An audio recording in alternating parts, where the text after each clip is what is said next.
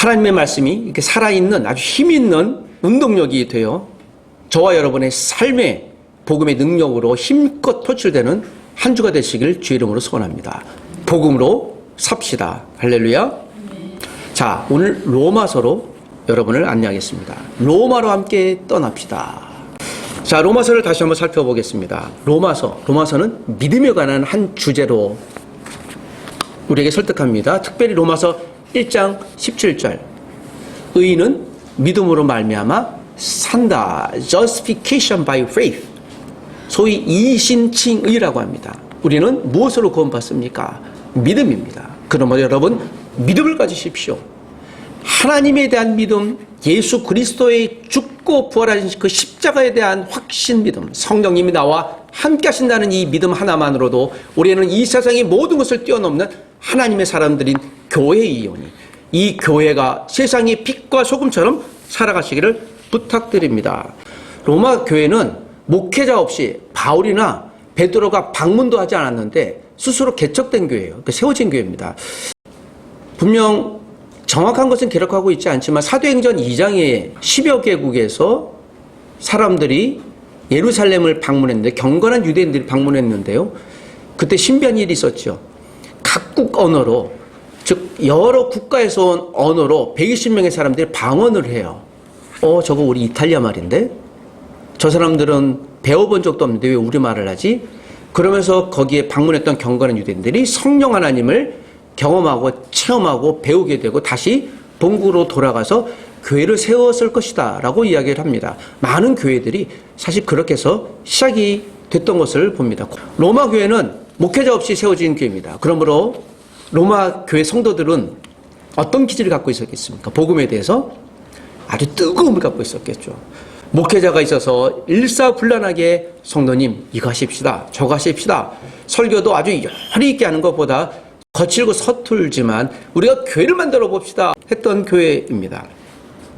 그래서 이후에는 이 베드로가 방문하기도 했고 바울은 로마 교회를 방문하지는 않았습니다. 그러나 여러 가지 편지를 통해서 그들을 격려했고 사람들을 보내 또 그들과 교제했던 것을 봅니다. 로마 교회의 중요성은 여기 있습니다. 제국의 수도였습니다. 제국의 수도였기 때문에 이 로마 교회에 관한 이야기는 단순히 로마 교회 아닌 공동체 몇 사람뿐만 아니라 이후에 있을 하나님의 신비한 계획을 위해서 인류 역사의 복음 확장, 초대 교회의 문을 여는 매우 중요한 교회로 알려져 있습니다. 로마 교회 안에는 큰 한 가지 문제가 있었습니다. AD 49년에 로마 황제 글라우디오 황제 때에 로마 안에서 또 유대인들이 크고 작은 좀 소요를 일으켰던 것 같아요. 그래서 유대인들은 로마를 떠나라라는 칙령을 내렸습니다. 그때 브리스길라 아굴라가 로마 시민권자지만 브리스길라는 프리스카라고 하는데 로마식 이름을 가졌어요. 그녀는 로마인입니다. 태생적으로. 그러나 남편은 아굴라잖아요. 그 유대식 이름이거든요.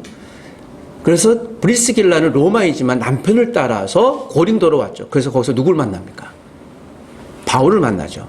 이미 그리스도인으로서 바울을 만나요. 아, 로마 교회가 이미 복음이 들어가 있었구나. 매우 아름다운 부부가 평생 바울과 사역을 하게 되죠. 그리고 다시 5년 뒤에 글라우디오 황제가 사망한 AD 53년에 로마로 다시 그들이 귀국하게 돼요. 원래 집이니까. 여러분 추방당했다가 다시 들어오니 얼마나 기뻤겠습니까?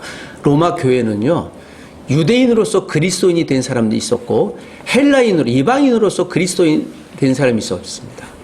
특별히 이방인으로 그리스도인이 된 사람들 성분을 보면 노예도 있었고요. 로마는 노예가 많았잖아요. 또 로마인도 있었습니다. 거기 관리도 있었고요.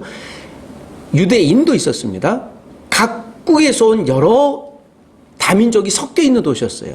그래서 로마 교회라고 한다면 지금으로 얘기하면 다민족 공동체 교회라고 볼 수 있을 것입니다. 신분도 아주 천차만별되었던 거죠. 이들이 교회 안에 와서는 형제님, 자매님이 됩니다. 노예지만 교회 공동체 안에서는 형제님, 자매님이 돼요. 예배당에 와보니 우리 집 주인이 있습니다. 노예가 있습니다. 그럼 어떻게 불러야 돼요? 오셨습니까? 형제님, 자매님. 교회는 세상의 조직을 뛰어넘는 신비한 공동체로 알려졌어요. 여러분, 우리 형제님, 자매님 언제 불러보겠습니까? 여러분 직장 가서 우리 상사에게 형제님 저 왔습니다. 그러면 어떤 일이 벌어지겠습니까?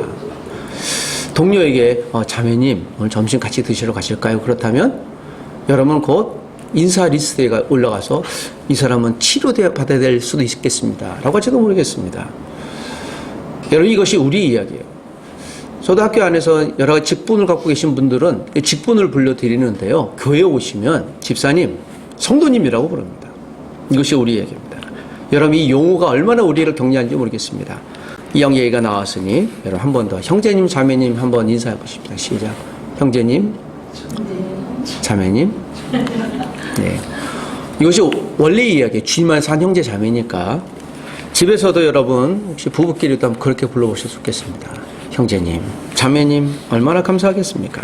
자, 로마서는 이런 배경에서 두 부류가 다시 로마 교회 안에 유대인 출신 그리스도인들이 다시 돌아와서 보니 헬라 이방인 출신 그리스도인들이 크게 환영을 했어야 되는데요. 여기서 문제가 발생이 됐습니다. 여러분, 로마서 1장에서 8장까지를 보면 유대 그리스도인들에게 보내는 바울의 특정한 대상의 편지입니다. 이들이 이렇게 얘기를 하죠. 비유대 그리스도 이방인들에 대한 차별, 그 책망을 얘기하고 있는 거예요. 마치 모태신앙을 갖고 있지 않는 사람들을 책망하는 것과 똑같은 의미죠. 너희들은 모태신앙이 아닌데 너희는 배워야 돼 하는 사람들에게 바울이 보내는 거예요. 이 유대인들이요, 유대인 출신 그리스도인들이 헬라 출신, 이방인 출신 그리스도인들에게 할례 받으라고 얘기를 해요.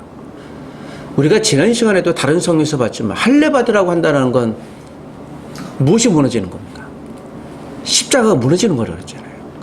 우리가 율법을 지키지 않는 것이 아니라 율법을 완성시킨 예수 그리스도를 믿는 거예요. 그런데 로마 교회 안에 유대인들이 다시 돌아왔습니다. 이방인 출신 그리스도인들에게 할례 받으라고, 율법 지키라고 얘기하는 겁니다. 5년 만에 다시 돌아왔으니까 이제 구성원도 달라졌을 거잖아요. 그리고 5년 만에 다시 돌아와 보니 유대적인 배경은 다 없어지고요, 이방적인 배경들만 있는 거예요. 그러니까 어색하겠죠. 주도권 경쟁이 생기기 시작한 거죠. 1장에서 8장까지 있는 내용이 그래서 유대인 출신 그리스도인들에게 보내는 율법주의에 대한, 이방인 출신 그리스도인들을 비난하는 내용에 대한 바울의 메시지입니다. 또 9장에서 11장까지는 이방 출신 그리스도인들에게 너희는 원래 접붙임바된 하나님의 사람들이야. 유대인 출신 그리스도인들을 감사해야 돼. 너희들은 왜 그들을 또 비난해? 라고 하는 바울의 메시지예요. 이 두 개의 메시지가 이제 유대인 출신 그리스도인들, 이방인 출신 그리스도인들에게 보내면서 서로 어떻게 하라고요? 다투고 있으니 무엇을 해야 되겠습니까? 그렇죠. 화해하라고. 바울이 자, 손 내놓으시오. 화해하시오. 라고 하는 이야기입니다. 그리고 우리 11장 1절이 등장하는 거예요. 그래서 자, 11장 1절을 한 번 더 읽어보겠습니다. 시작. 그러므로 형제들아, 내가 하나님의 모든 자비하심으로 너희를 권하노니 너희 몸을 하나님이 기뻐하시는 거룩한 산 제물로 드리라. 이는 너희가 드릴 영적 예배니라. 그러므로 therefore 1장에서 11장까지의 결론이에요. 자, 유대인 출신 그리스도인들, 다시 돌아온 그리스도인들, 이방인 출신 그리스도인들, 여러분, 이제 내가 여러분께 드린 이 책망의 권면의 말씀을 듣고 이제 결론적으로 이야기합니다라는 것이 이야기예요. 형제들아는 남자 여자 모든 성도들을 의미합니다. 내가 하나님의 모든 자비하심으로 너희를 권하노니, 명령하노니 너희 몸을 하나님 기뻐하시는 거룩한 산 제물로 드리라고 이야기를 해요. 그래서 2절에 너희는 이 세대를 본받지 말고 오직 마음을 새롭게 함으로 변화를 받아 하나님의 선하시고 기뻐하시고 온전한 뜻이 무엇인지를 구별하라, 분별하라. 우리가 경쟁으로 사는 것이 아니라 교회 공동체는 무엇으로 사는 것이라? 교회로 사는 것이다. 교회는 무엇입니까? 예수 그리스도의 십자가의 죽음으로 은혜를 입고 부활로 희망을 갖고 사는 하나된 형제 자매라는 것입니다.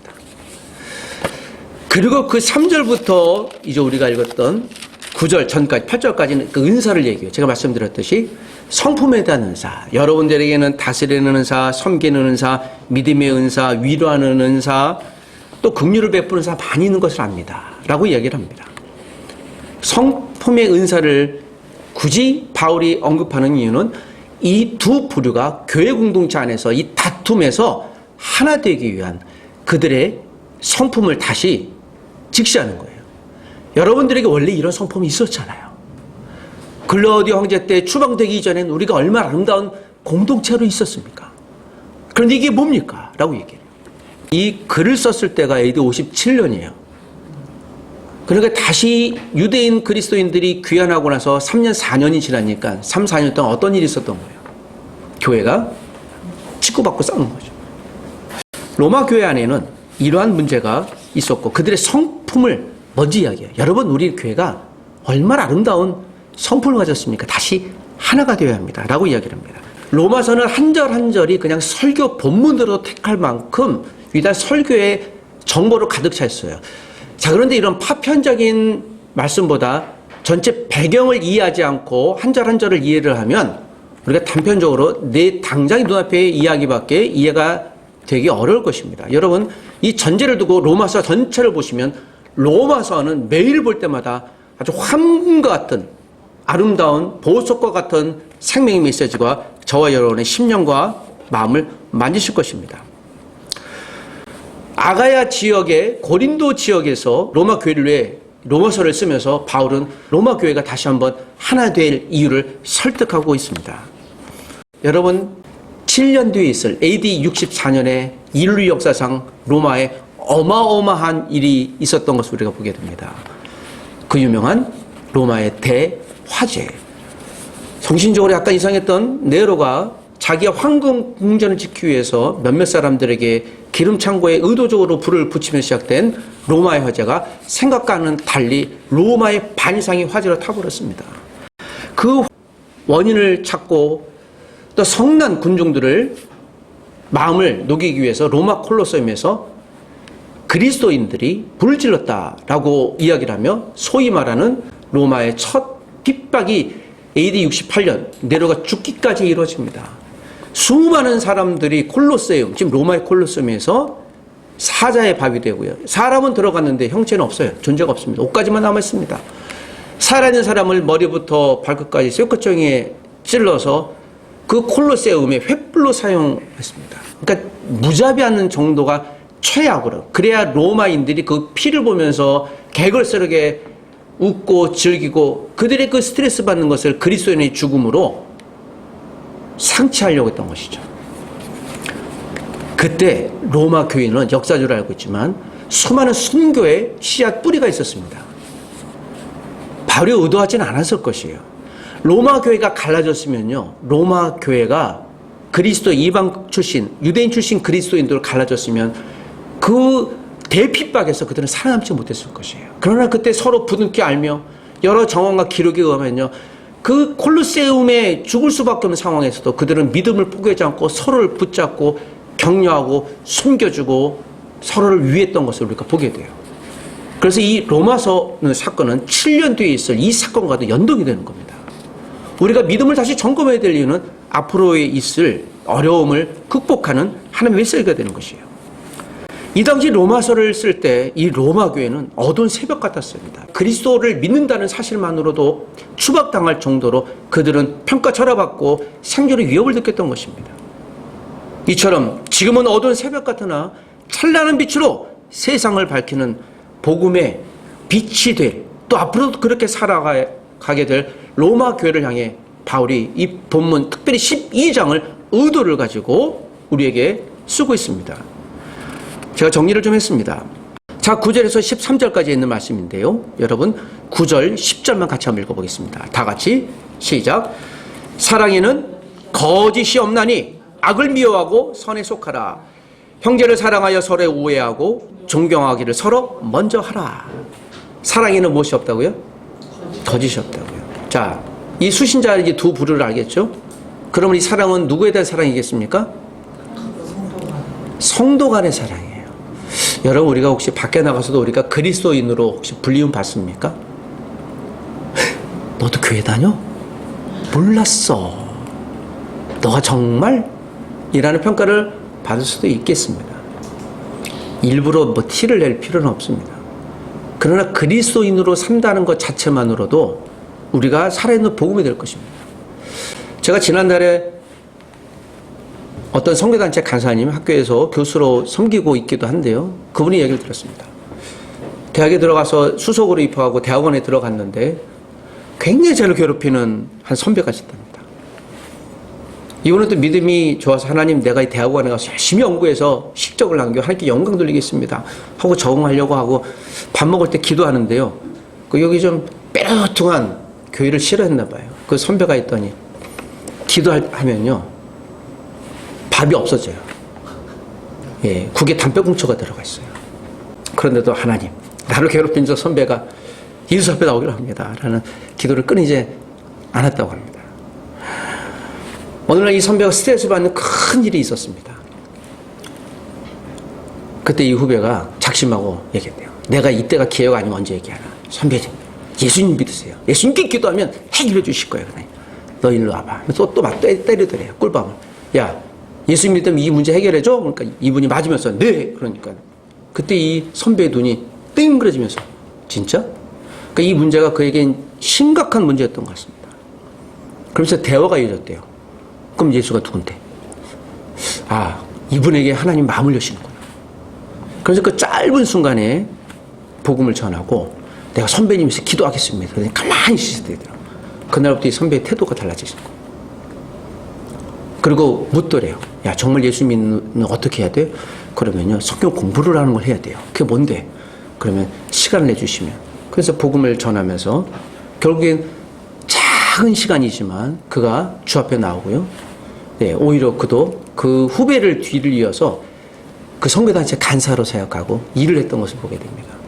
지금 프랑스 원자력 기구에 들어가서 매우 유능한, 제가 이름은 호명하지 않겠지만 그 원자력 기구에서 이런 프랑스 사람들 대부분 예수님에 대해서 온전히 믿지는 않아요. 그래서 그런 분들 데려서 밥 먹이면서 전도하는 거예요. 그 세계 기관에 있는 분들. 참 주님 놀랍다.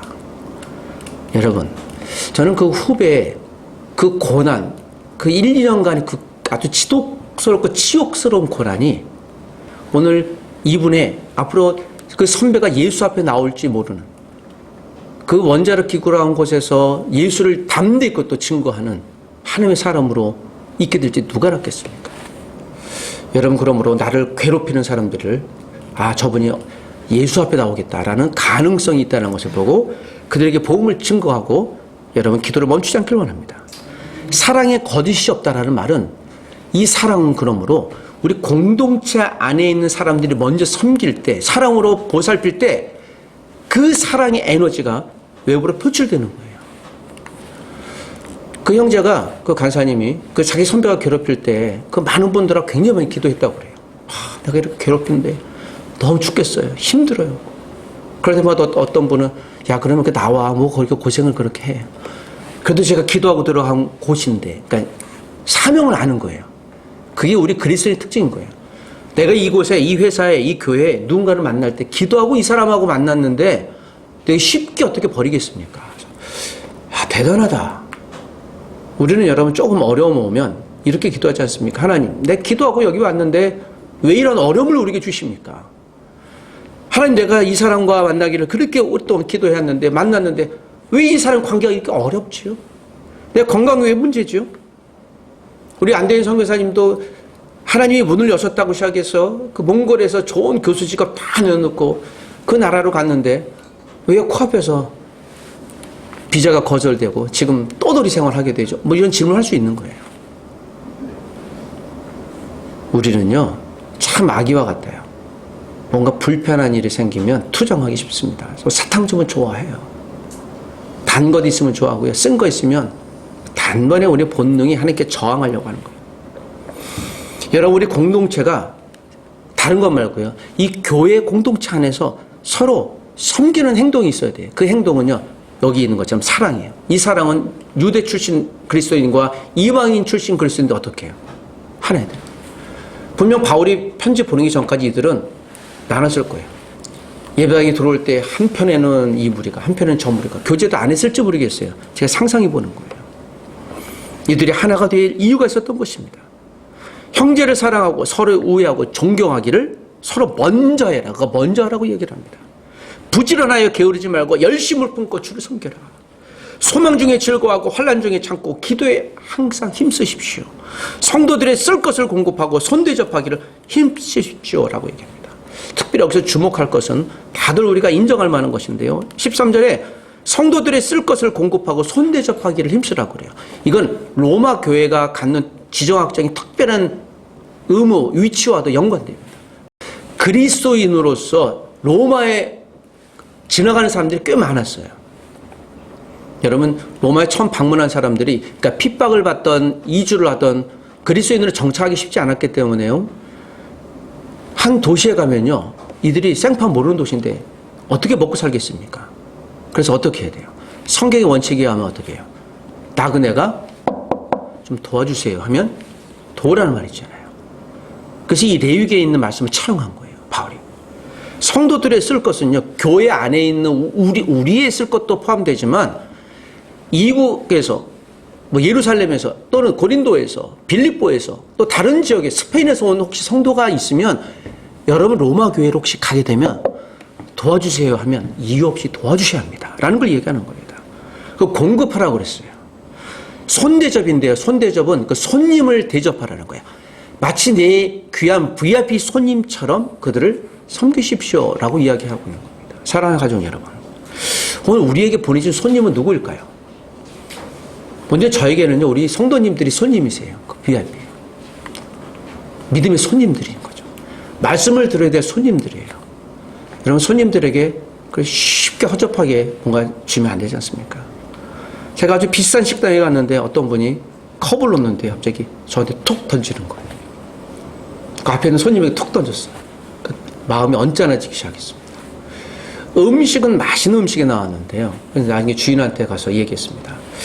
제가 귀한 손님을 대접해서 여기 식당에 음식이 잘하는 거 알고 대접왔는데 음식을 잘 먹었는데요.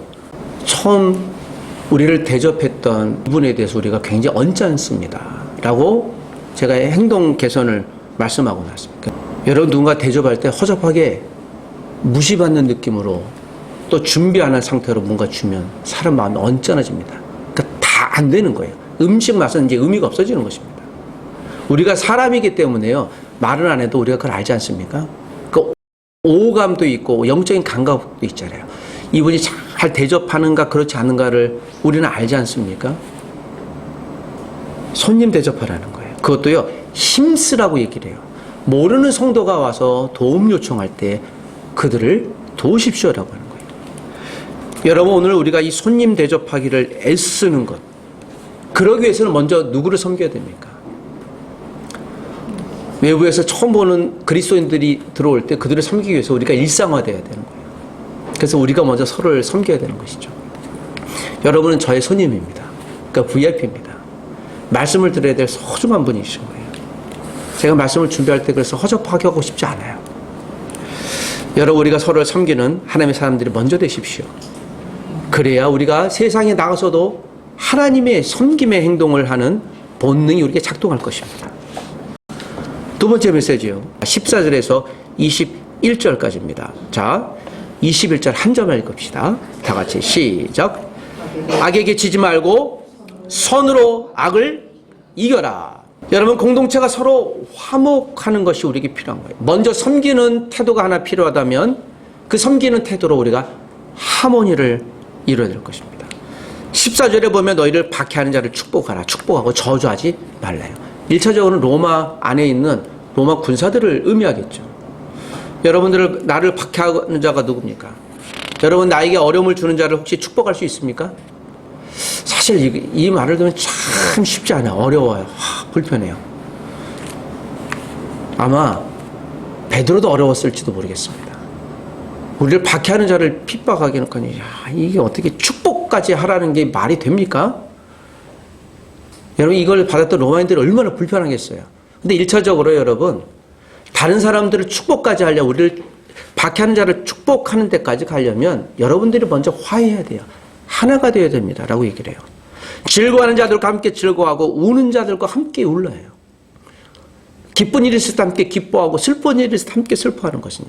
그러니까 감정의 교류가 있어야 한다는 것이에요. 감정의 교류가 없는 사람들은 공동체가 아니라는 것입니다. 서로 마음을 같이 하라라고 얘기를 합니다. 17절에 아무에게도 악을 악으로 갚지 마라. 모든 사람 앞에서 선한 일을 도모하라. 할 수 있거든 너희로 모든 사람과 더불어 화목하라. 우리가 화목하기 위해서는 먼저 우리 가운데 있어야 돼요. 할 수 있거든 모든 사람과 더불어 화목해라. 내 사랑하는 자들아 너희가 친히 원수를 갚지 말고 하나님의 진노하심에 맡겨라. 하나님이 갚으실 거라고 얘기를 해요. 그리고 21절에 악에게 지지 말고 선으로 악을 이겨라라고. 여러분 악에게 지지 말고 이 싸움이라는 것이에요. 그런데 이길 수 있는 힘은 무엇이에요? 선함입니다. 여러분 우리가 어떻게 선으로 악을 이기겠습니까? 사실 이 말씀을 당장 들었던 로마인들은요. 서로의 일차적인 교회 공동체 안에 다투는 사람들이 서로 화목하라는 이유 그것은 알았겠지만 이 말씀을 해석할 수 있었을까? 사실 의문이 들기도 했는데요. 그런데 이후에 이 말씀이 비로소 해석이 돼요. 제가 초반에 말씀드렸던 7년대의 로마에 무엇이 와요? 대환란이 오잖아요. 로마인들도 몰랐어요. 그때 그들이 함께 합심해서 믿음으로 서로 손잡고 헬라인 출신 그리스도인이든 유대인 출신 그리스도인이든 우리는 한 가족을 지키십시다. 어떤 사람들이 하루아침에 부모님을 잃어버리면 그 자녀를 서로 갖다 키우고 먹이고 했던 일이 그들에게 있었을 것이에요. 여러분 그러므로 우리가 악에게 지지 말고 선으로 악을 이기라. 우리 공동체가 서로 그렇게 해서 화목해야 될 이유는 바로 앞으로 있을 미래의 어려움들을 극복하는 힘이 되는 것입니다. 여러분 교회가 화목하는 화해하는 방법에 있어서도 세상의 본보기가 되어야 될 줄 믿습니다. 싱가포르 슈퍼마켓 체인점의 한 대표가 쓰레기를 줄이려고 흠이 있는 과일은 원래 팔 수는 없는데 이걸 50% 싸게 판매하기 시작했습니다. 맛은 그대로 그러나 약간의 흠이 있는 것은 50% 할인. 굉장히 많은 사람들이 이 음식을 사가면서 그 코너가 생겼다고 합니다. 지금 우리가 가끔 마켓 가면 약간 흠 있는 거 좀 싸게 팔지 않습니까? 여러분 맛은 그대로예요. 우리 겉모습이 좀 흠이 있다고 해서 그 내면에 있는 것까지 맛을 결정하는 게 아니에요. 좀 흠이 있을지라도 그 내면 우리의 모습이 좀 흠이 있을지라도 우리 안에 예수 그리스도가 계시다면 여러분 우리의 본질은 변하지 않을 것입니다. 로마에 있는 성도들이 여러분 AD 64년부터 시작해서 지금 제롬이라고 하는 화가가 1800년대의 화가가 그 당시를 상상하면서 그렸어요. 저 로마 콜로세움을 상징해서 그렸을 것입니다. 사자가 가운데서 쑥 튀어나오면요. 로마의 그리스도인들은 서로 모여 제물이 되는 것이죠. 그리고 이들이 피가 낭자하고 살이 찢기고 형체가 없어지는 것을 보고 이 로마에 불편했던 사람들은 자기 삶이 불편했던 사람들, 스트레스 받았던 모든 것들을 저들을 향해 풀고 했었던 모습을 봅니다. 사도 요한의 제자가 있습니다. 사도 요한의 신실한 제자 이그나티우스, 안디옥 교회를 섬겼던 이그나티우스예요. 그의 신실한 제자 폴리갑이라는 제자가 있습니다. 그가 다시 로마의 형장에서 똑같이 죽음 당할 위기에 처해 있었습니다. 폴리갑은 서머나 교회의 목사였어요. 서머나 교회 성도들이 순교를 많이 하니까 예수를 포기하지 않으니까 그 대표자가 목회자를 잡아온 거죠. 그리고 협박을 합니다. 사실 당신은 우리 죽일 마음이 없어요. 한마디만 하시면 됩니다. 그냥 가짜로 얘기해도 돼요. 예수를 부인한다. 한마디만 살려주겠습니다.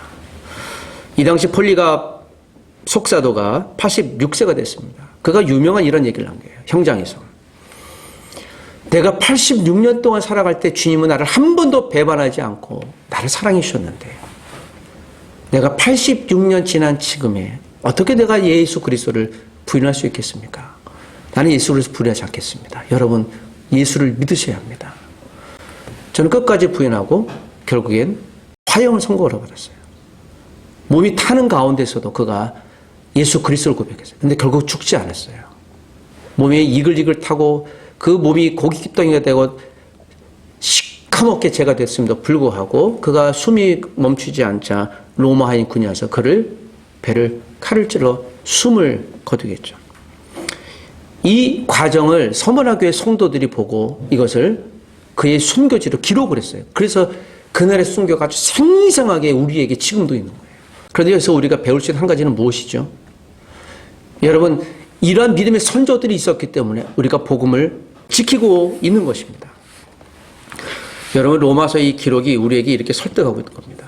여러분, 혹시 무엇으로 빈다십니까? 이게 제 기도 노트거든요. 예, 저 안에 보면 뭐 이런 게 나와요. 이게 1990년대 초부터 보았던 기도 설교 노트 뭐 그런 것들 있습니다. 이렇게 설교 노트가 있는데, 예, 이걸 제가 왜 안 버리는지 모르겠습니다. 버리려고 했는데 몇 번 용기를 내서 제가 이 설교를 들어보면서 느끼는 한 가지가 있었습니다. 여러분, 제가 20대의 설교를 보는데요. 창피하고 죽을 것 같아요. 심지어 황당해요. 뭐 이런 설교를 하지. 30대 설교로 들어보면요. 민망해요. 왜 이렇게 했을까? 40대 설교를 들어보면 아쉬워요. 조금 더 연구하고 했으면. 질금의 설교로 들어보면요. 예, 침묵하고 싶어요. 좀 잘하지. 제가 60대 설교로 들어보면 어떻게 될지 모르겠습니다. 그러나 여러분, 제가 이걸 보면서 느끼는 한 가지가 그랬어요. 제가 조금씩 성장하고 있었던 것을 보게 돼요. 여러분, 부디 성장해 주시길 부탁드려요. 우리는 성장해야 돼요. 로마 교회 성도들에게 바울은요, 성장에 대한 메시지는 없어요. 그 자체는. 그러나 믿음을 견고히 지키라고 얘기를 해요. 공동체 서로 화목하라고 얘기를 해요. 서로 섬기라고 얘기해요. 그 자체가 우리가 성장하는 거예요. 보이지 않는. 그 성장이 있어야 성숙이 있는 거예요. 비록 지난 과거를 보면 티격태격 싸우고 멱살 잡고 그랬을지 모르지만 로마 교회는 결국 여러분 300년 뒤에 AD 313년에 기독교가 로마에서 공인되고 383년에 기독교가 국교화되는 놀라운 일이 있어요. 여러분, 오늘 당하는 저와 여러분의 이 어려움들이 먼 훗날 우리의 인생에, 내 가족에, 내 자녀들에게 하나님의 빛으로 드러내게 할 하나님의 사건이 될 줄 믿습니다. 모든 길은 로마로 통한다고 합니다. 팩스 로마나에 로마 기치를 갖고 있었습니다. 그러나 여러분, 모든 복음은 로마를 통해요. 이것이 팩스 가스펠이에요. 이렇게 될 줄 아무도 몰랐습니다. 로마 교회를 통해 전 세계의 모든 길은 로마로 통하지만 그 통한 로마의 길에서 하나님의 복음을 받게 될지 아무도 몰랐던 것입니다. 바울의 로마서는 7년 뒤에 있을 로마 기독교인의 대박해의 모든 교인들이 하나 되어 서로가 격려하고 견뎌낼 수 있는 예언적인 편지가 됐어요. 그 당시에는 잘 몰랐습니다. 지금도 여러분, 하나님이 우리에게 주신 메시지를 이 당시 지금 해결 안 될 수도 있어요. 아침 말씀 묵상으로 성경을 읽고 기도해도 내 문제가 해결 안 되고 여전한 것처럼 보일 수도 있습니다. 어쩌면 영원히 그 문제를 내가 안고 세상을 떠나야 될지도 모르겠어요. 그러나 여러분, 그 메시지 그 자체는 내 시대의 언젠가, 아니 내 이후 시대의 언젠가 하나님의 예언적인 성취의 말씀으로 이루어질 것이에요. 한밤중 같은 어두움 속에 있는 로마 교회가 314년에 388년에 복음으로 세워지는 교회가 될 줄 누가 알았겠어요. 하나님의 예언은 몰라요. 그러나 변치 않습니다. 세상의 교회는, 우리의 교회는, 우리는 서로를 살피고 먼저 섬기고 하모니를 이루어야 돼요. 눈앞에 이기적인 욕망을 쫓아가는 하이에나처럼 야만적인 집단이 아니라 내 주머니가 비어간다는 사실 하나만으로도 예수님의 십자가를 기꺼이 품고 앞장서 나가는 우리 공동체가 주의 빛을 가슴으로 드러내는 용맹한 주님의 교회로 우뚝 서야 될 줄 믿습니다. 저와 여러분이 한 주일 동안도 여러분이 로마 교회에게 보내는 이 편지를 붙들고 먼저 여러분 섬기시는, 먼저 화합하는 믿음의 가족 되시길 주의 이름으로 부탁드립니다. 기도하십시다.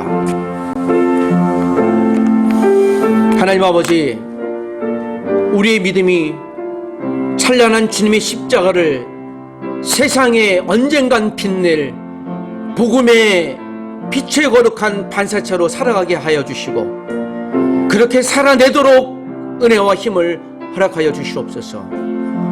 우리 공동체 안에 있는 가족들을 먼저 자원해서 섬기게 하시고 희생의 자리를 먼저 지킬 수 있도록 도와주시옵소서. 열방에 있는 선교사님들을 위해 내 주머니를 털어 그들을 위해 헌금하게 하시고 그 선교사님들의 삶이 보장되어 복음의 증거가 될 수 있도록 인도하여 주옵소서. 우리는 세상을 찬란하게 빛내는 믿음의 가족, 교회로 살아가는 하나님의 백성들입니다. 주여, 이 한 주일 동안도 주의 주신 말씀 붙들고 세상의 빛으로 복음을 찬란하게 드러내는 하나님의 가족이 되게 도와주옵소서. 예수님의 이름으로 기도합니다. 아멘.